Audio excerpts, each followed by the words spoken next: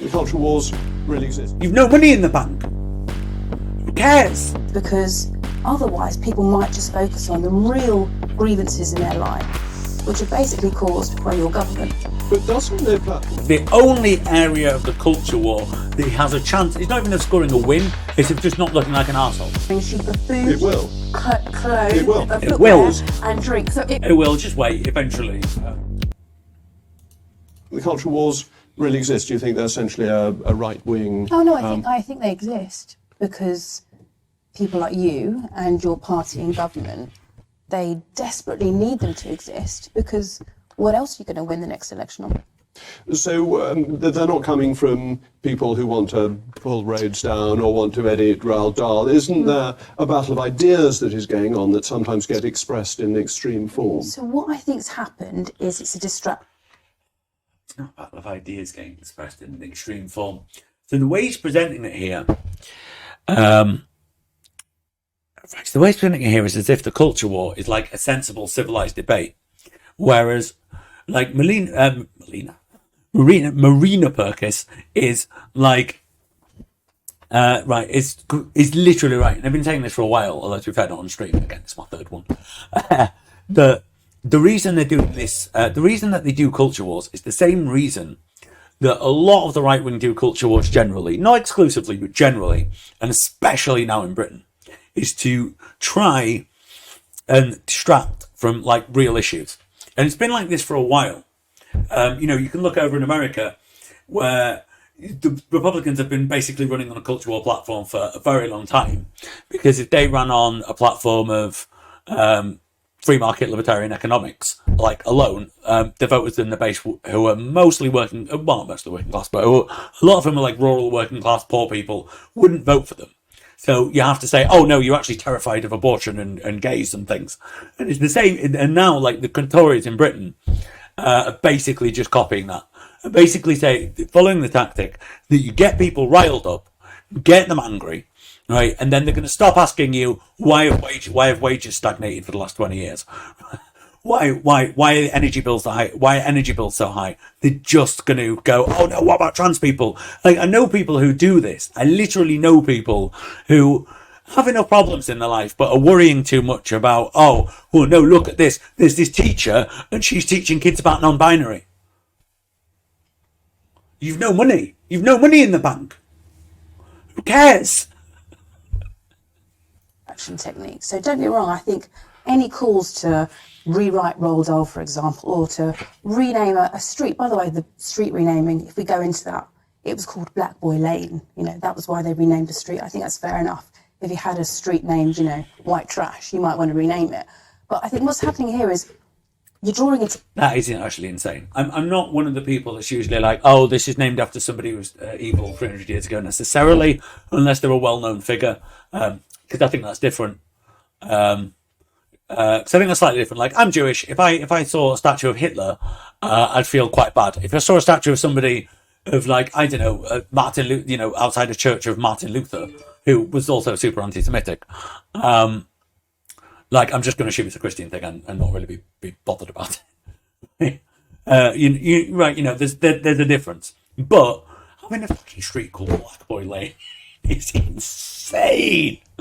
Like, and this has changed recently. So you're talking about, like, in 2020, you can walk down the street and there's a street Black Boy Lane in the UK.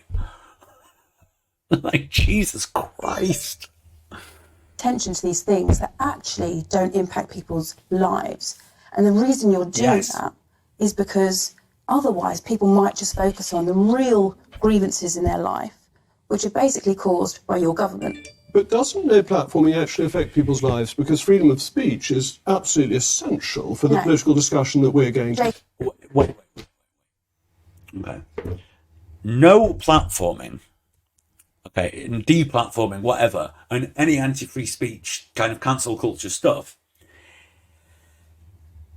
is not what we're talking about when we're talking about the culture war. People have different views on that. I'm very, very, very pro-free speech, unless you're advocating violence, etc., or, you know, something else illegal, in terms of public speech. But That's not what we're talking about. We know what we're talking about with the way that the Conservatives and the right-wing press are promoting culture wars. We're talking about the stuff that they're saying over immigration, the insane, some of the stuff, we'll maybe cover that later, that Suella Braverman has been saying about migrants today in the papers. Insanity. We see the constant harassment and demonization of trans people. Right? This is what we mean. What she's talking about isn't, how, you're saying, what about people, cancel culture when people are, which is actually a valid point. As well, to care about free speech, people not being able to afford the energy bills to heat the house probably is a little higher up.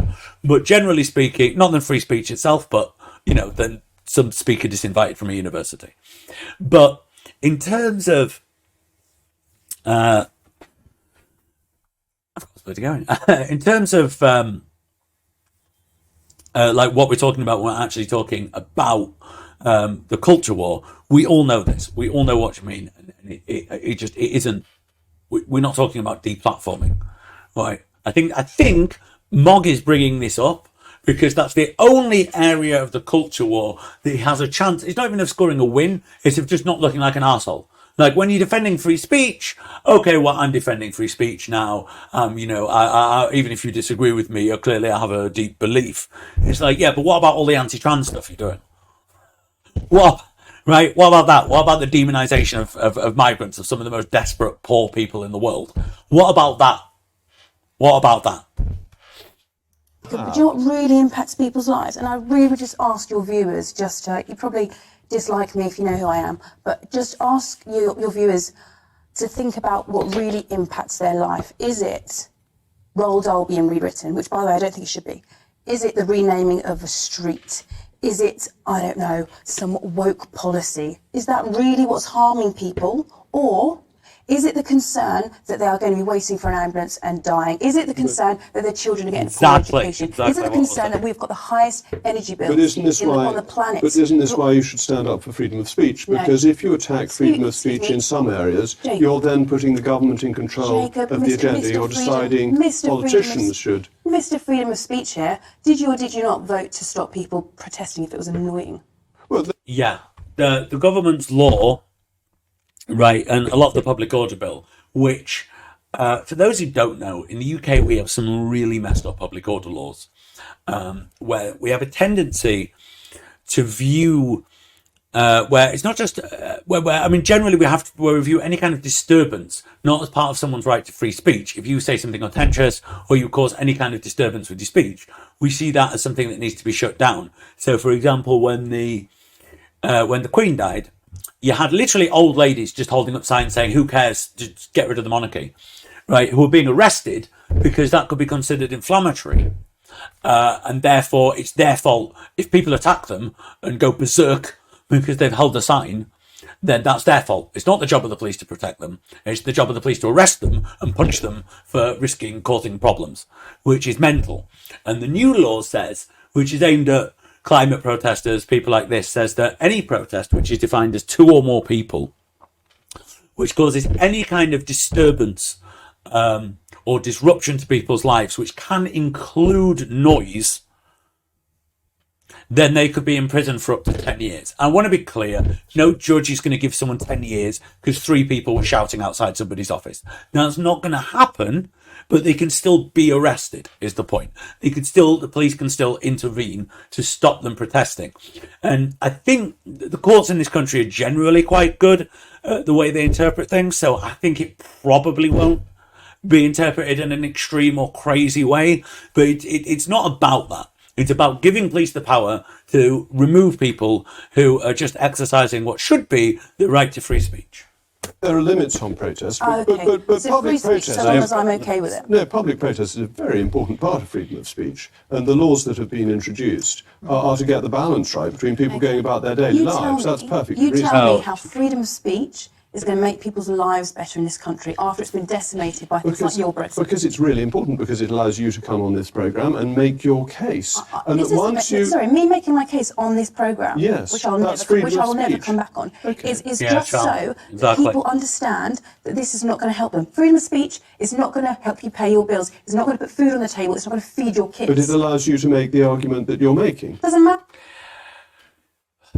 I think this is a bad argument from her because whilst I agree with the general thesis, in fact, to be fair, what she's saying is true is in the sense of like it is kind of true. But if you don't have free speech, then how could I sit here criticising the government for what they've done? No, that's not under threat, and that's not what we're talking about. But things go, oh, does free speech matter if you're hungry? No, not really. If you're starving, you're probably much more concerned with finding food than you are with speaking out. However, if no one's speaking out, how are we gonna make change about people how are we gonna change the situation of people who are starving? So I think generally I'm like agreeing with her here, but I think she's like wrong to go that, oh, who cares about free speech really, brute. Anna, doesn't that's so matter. fundamentally All I'm important. here to do is to draw attention to the fact that what you do is But that is freedom of speech. It's broad. So it's really important to defend freedom of speech and protect it. Your freedom of speech, all you do is you use your platform. And I can't believe you do this. Like, you were born into a life of privilege, Jacob. No. And you decided to be a con man, to lie to people who trust I use my you. platform so that people like you have freedom of speech too, because I think it's really important I don't need you to that defend you my can make freedom of speech. your I need case. you to be in a position of But the government. left don't You are like this, do they? trusted. That's I don't why. care. I'm not even- That's I didn't why. realise That's I why was on the people. left, Jacob. That's why people are trying to I didn't stop even realise I was on the this left. lady I just going to the realised. Oxford Union. I just realised it was a decent person, not some massive lefty. I just realised what you lot are doing in government is disgusting. And you lie and you lie, and you've got no contrition for what you've done to people. Your Brexit, do you care? Well, people voted for Brexit. That's democracy. Yeah, I mean, see, this is the problem. It's true that the Brexit one's really difficult. I am hardcore Remain. I campaigned with Remain. I've campaigned for the Lib Dems. I was hardcore for Remain. And I still am. I think leaving the European Union is an absolute disaster. And it was the lies of people like Jacob Rees Mogg that took it, that caused this kind of thing. I'm not sure it's the best way to attack him on GB News, and this is kind of a harsh criticism. Not a harsh criticism, it's a little unfair to her, because everything she's saying is true. But to attack Mogg on GB News on this, just knowing Brexiteers, they have a tendency to turn their brains off once it gets to the stage of like criticising Brexit. And I think it would give examples of lies that he's told. And so, well, you said that this was going to happen. You said this was going to happen, rather than just like bringing up the anti-Brexit thing, where 90% of the people who are watching GB News are just going to turn their brains off. It's just an unfortunate truth, but for people who don't know, it's like the UK Fox News. So, yeah, unfortunately, I think that's maybe not the best way to go. Although maybe I'm just criticising it too much because I think she's doing great. Of course they Do you did. I'm think you surprised know- I didn't vote for Brexit. You think you given what know? promised. You think you know better than the British people? I think you lied to people and they believed you. I think the You British t- you people are more told- intelligent than that. The British people Oh. weighed up Are you telling me they should Brexit. have? Are you telling me they should have known you were a liar? I wasn't a liar. So when you said to them, All you're doing is mere abuse. You're not making any tell me how I'm arguments. wrong. Okay, tell me I'm wrong. Let me ask you a question. Well, make when some- you said to people that Brexit was going to bring cheaper food, It will. clothes, It will. It footwear, will. and drink. So It will just wait. Eventually, yes, it appears that Brexit has failed, but you'll see. You just need to keep waiting and waiting because eventually it will happen. So if you look around and you see that Brexit is rising, or that we have many problems with trade and society, just know eventually it will become cheaper, and this will be due to Brexit. Yes. All this is in progress. Joining the CTPPP, the free trade deal with Australia, the free trade deal with New Zealand, all of these are bringing in lower tariffs on food coming into this country. This is already in the What do you pipeline. think is going to happen at the end of this year when those full Brexit checks are going to come into play? Do you remember the ones this time last year you said were an act of self-harm? Yes, I and you stopped delayed them. That's okay, right. They're coming in this year. But there is no What's reason. gonna happen then? There is no reason to bring those in. Those should be stopped again. They're coming and that in. is with it. That's the Brexit. The that government you can stop that. No, not at all. That Here it is. is. If the government wishes to put those controls on, that is an act of a democratic government. Do I think they're foolish? Yes, of course I do. That's why I tried to stop them and succeeded in stopping them last year. I'm not That in is the government. I'm a member of the Brexit. Conservative That Party. is the Brexit. Yeah, you. But why is it that food inflation Yeah. is higher in the EU average than it is in the UK? We're doing better so why than the EU. Why didn't you compare us? Because I saw the other day you compared us to Austria for inflation. Great comparison there, Which is a great comparison. Oh, wonderful. Why on Our earth food inflation is lower than Germany. Why would you compare us to Austria, who have the highest inflation, one of the highest inflations in the world, and also their GDP is in the billions, ours is in the trillions. Why then would you... Our food inflation is lower than Germany. Why? So actually, I'm happy to take a variety of comparisons. I think you need to look at the reasons in a whole. We need to look at it, right. I think going, well, which country do you want to pick is kind of silly, because a country could just have similar problems to us or different. It doesn't really prove where the problems come from. I think both of them. I think Jacob Rees Mogg's wrong. She's not actually said let's pick a country. But I think what you need to do is kind of look around Europe and go, are we following the general trend that other similar European nations are following, or are we an outlier? What we're seeing is that our growth, trade, and everything are significantly lower than everyone else's. Everyone else's GDP has been growing after COVID. Ours has been falling. Yeah. Why Austria? Austria is renowned for its economic caution. There's a whole school of Austrian economists who are famous for economic caution. Why don't you compare us to other comparable countries in the G7? Caution, or just like, general free market, let's deregulate things. Tell your viewers why our food costs are soaring and why they're going to continue to soar. Our food costs are rising by less than the average for the EU and less than by Germany. So that's not too bad, is it? No, it's going up. Why are our energy bills the highest on the planet? Well, when I was in government, we made the biggest intervention to help people with their energy bills. No, that's not what I'm asking. Why are they the highest on the planet? That is how you deal with that. Yeah, that was brilliant, right? Because politicians love to bring up something slightly similar but different whenever you ask a question they don't like. And so she was like, no, that's not what I'm asking. Next. And I love that, but the level of authority, no, moving on. Like a teacher, no, stop. Great. I think that I wish more journalists would do that rather than let them spew the nonsense. No, I didn't ask you that. Start again. The energy bills in the UK have gone up because of our green policies. Oh, okay. That has led to a very significant increase. Nothing to do with Conservative failures year after year after year. It's nothing to do with Brexit. No, I'm not blaming Brexit for that. No, it's absolutely nothing to do with Brexit. But what was I trying to do? I was trying to reduce prices by fracking, by shale gas. Fracking. Oh, here we go again. Here we go. Using our resources. Fracking. Do you want to tell people how long it would take to get any sort of benefit from fracking and how teeny tiny that benefit would be? And wouldn't be teeny tiny to Rees Mogg, who at least allegedly owns a lot of shares in some fracking companies. So I think he'd see benefits much quicker if we really start cracking. If we really start fracking. I think Mr. Rees Mogg will see some benefits far sooner than the rest of us. And the fact that it would do absolutely nothing. We're potentially sitting on trillions of cubic feet of gas underneath us. I'm not. There are very good geological studies showing this. All you say when you disagree is that somebody is lying. But this isn't a proper political argument. You've been proven time and time again. And you never say, do you know what? I'm really sorry. I told you that everything's going to be better in secret, and it's You not. disagree with me, but that's not the same as somebody lying. Disagreement is perfectly reasonable. This is actually an issue with calling someone a liar. It's even if they are lying, if you want to show someone's a liar, the best thing to do is to show, don't tell.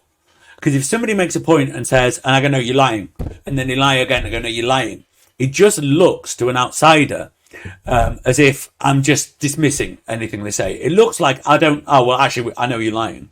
It looks like I'm just dismissing it. Oh, you're lying. So the best thing to do is not say, you're a liar, is to go, well, you said this, and yet instead of what you said happening, we've seen this, and we've seen this, and we've seen this. So, you give examples of claims you made about Brexit and said, well, you said this, and yet this has happened. And it's actually very easy. Well, not easy. It's actually possible then to cement the idea in people's minds, this guy's lying, without ever using the word liar, which actually gives them an out because it makes them seem dismissive. And then Jacob Rees Mogg can patronisingly go, no, you see, you and I have a disagreement, you see. And you're just calling me a liar. Right. Whereas when you can go, no, you said this, it was proven false. You said this, it was proven false. This right, is much harder for him to argue with, and he has to provide arguments if he wants to get out of it. He can't go, well, you're not engaging in a serious debate. If you promise something, it doesn't materialise. That's a lie. What I promised about tariffs on food is true. They are being reduced with the free trade agreements that we've been negotiating. Should we revisit that really at the important. end of this year? They're being reduced. By being reduced, it means we're selling several free trade deals with countries we don't import a huge amount of food from. And he hopes, like Australia. And yes, I realise we're going to start importing a lot of cheap hormone-filled beef from Australia. No offence, but the Australian beef industry. But yeah, so I think it will allow Australian farmers maybe to undercut our farmers with beef, but you can't really ship beef from further away than Australia. It's kind of the furthest we can go and get beef from without you actually starting to come back, right? It's like literally the other side of the world. And yes, we'll import stuff. Yes, shipping's very cheap, but it's just easy to import things from Europe. I don't think we're going to get cheap food because we're importing it from Australia, or we've got a free trade deal with Japan. Maybe I won't have to pay £6 for a bottle of Kewpie. It's the Japanese mayonnaise. It is the best mayonnaise. I don't know what they've done. It's not like it tastes not like mayonnaise. It tastes like mayonnaise, but just better, just way better. And it is worth £6, but that's a lot of bloody money for some mayonnaise, right? Like, not that I'm having mayonnaise all the time. It'll last a couple of months, but still. So there's the one cheaper food, cheaper mayo. I don't think that many people were worrying about that much, that they couldn't buy that I won't be able to get as much posh Japanese mayo. I think it's actually like milk, bread, like genuine goods that people eat regularly, that people need on a day-to-day basis. When your act of self-harm comes into play. Well, that would be madness if the government does that, and I shall oppose that very strongly. Let's go. Why don't we? Why would the Let's go government? back to woke, right? Because we want to talk about woke culture. I read your fascinating article with Frost in the Telegraph. That's a great person to partner with, by the way. It is. He's a very great man, very distinguished figure. Responsible, wise, good. Shoddy deal that now no one likes, by the way. No one's happy with this. No, he did. Well done, great partner. He got out of the European Union. He did a good negotiation. I love that she put this to Jacob Rees Mogg. I love that she did this. No, he's a wonderful man. But, right, Frost, who was supposed to be the great negotiator, who negotiated this Brexit deal that obviously none of us on the Remain side liked, but also Brexiteers hate. Brexiteers say it's a terrible deal, it's abysmal, it's not real Brexit, we should do this, that and the other, we should pull out of this, we should deregulate, we should pull out of the deal, we should stop the Northern Ireland Protocol, we should stop. So, which is it? Either the deal's really good, Frost's a great negotiator and he did really well for doing it, or the deal's terrible and Frost's also a bad negotiator. I don't see how saying, well, he failed to get us what we wanted is... I just don't see how taking the man who failed, according to Brexiteers, failed to achieve any of the stuff that they wanted, and then go, no, he did very good. What it means is he's one of us. He's a Tory. He's one part of the team. He's part of the central Tory team who will just kind of do whatever, and there you go. Literally, no one is happy with this. Brexiteers are not happy with this deal. Well, I don't think that's right. Okay. I think the Brexiteers are very happy that we're out of the European Union. You talked about how anti-woke policies are going to help recover the country. Why is recovering? Right? Your guess is as good as mine.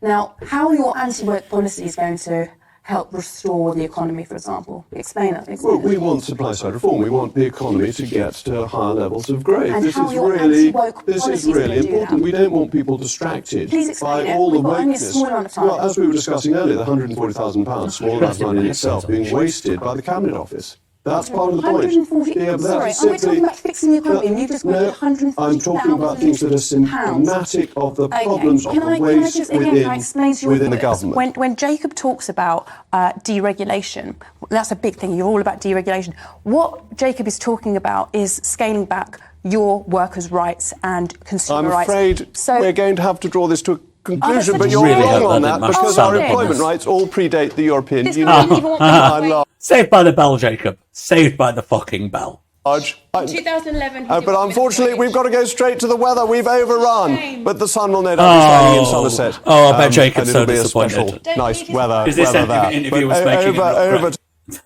I mean, I don't know. I do not know if that was genuinely the weather. Like, it may well have been. But it did just like, well, saved by, oh, what can we do? You know, you could hear it in his voice, though. Even if there's somebody in his earpiece going, listen, you've got to do to the weather, Jacob, for God's sake. Right? Well, you know, the weatherman's dashboard to come on.